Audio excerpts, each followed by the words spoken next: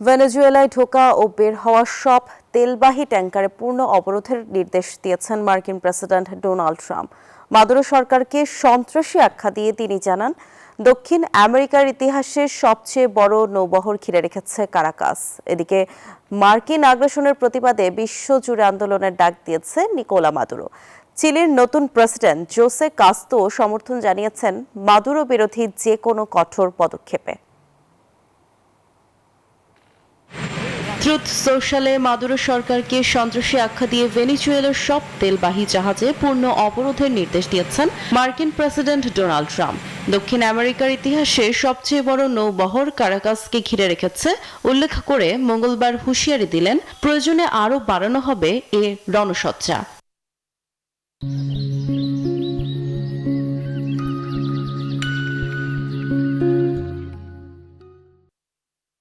পাল্টা জবাবে কারাকাসে এক সমাবেশে মার্কিন অভিযোগকে ভুয়া খবর বলে উড়িয়ে দেন নিকোলা মাদুরো।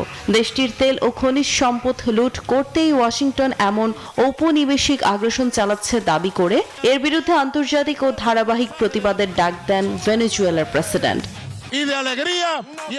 মাদক পাচারের অভিযোগ সম্পূর্ণ মিথ্যা। আমরা স্পষ্ট বলছি, রক্তের বিনিময়ে তেল নয়। আমরা আর কোনো যুদ্ধ চাই না।